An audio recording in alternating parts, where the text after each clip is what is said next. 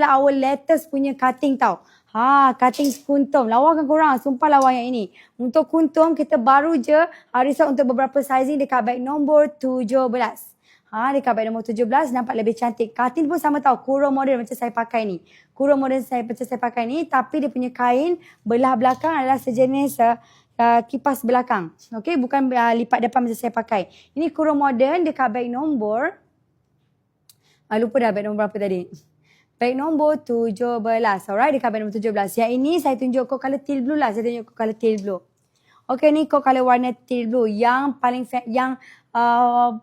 paling popular untuk raya tahun depan punya color. Kan?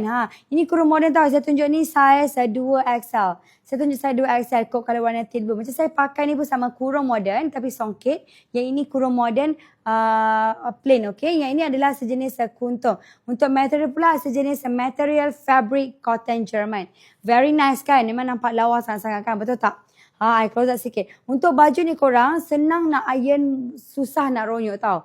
Dia boleh katakan ironless juga, okay. Ni bahagian depan. Bahagian belakang pula, untuk bahagian depan tersediakan dart kiri kanan, okay. Bahagian belakang pula kita memang sediakan hidden zip dan juga dart kiri kanan. Untuk bahagian belakang baju adalah sejenis terbelah. Okay. Untuk kain pula adalah sejenis kipas belakang. Very nice korang. Cutting kurung model macam ni memang cantik. Macam ni pun cutting kurung model, betul tak? Dia nampak elok, dia nampak cantik kan? Very very nice tau. Yang ini adalah kurung model. Cutting cantik. Jangan risau korang kalau kurung model takutlah cutting tak cantik. Jangan risau, cutting sangat-sangat cantik. Saya tunjuk kod color warna best selling, kod color warna dark, okay. Ni kod color warna dark purple dan juga dark chocolate. Very nice kan? Lawa kan korang? Sumpah lawa Lemak kain tersusun betul lah. Okey, tak apa.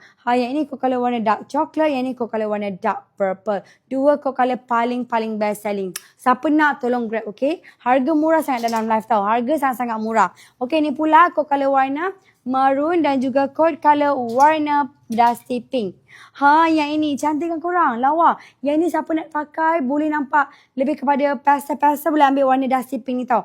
Memang nampak vibe lembut sangat-sangat. Yang ni kod color macam garang tapi nampak cantik. Memang menyala sangat-sangat. So siapa nak ambil yang ni memang cantik. Korang jangan risau tau. Dia punya cutting very nice. Kurung modern Kanisa, kurung modern ke, kurung kedah ke, memang cantik korang. Kurung modern, kalau kurung modern korang nampak macam, kurung modern macam biasa je, tak.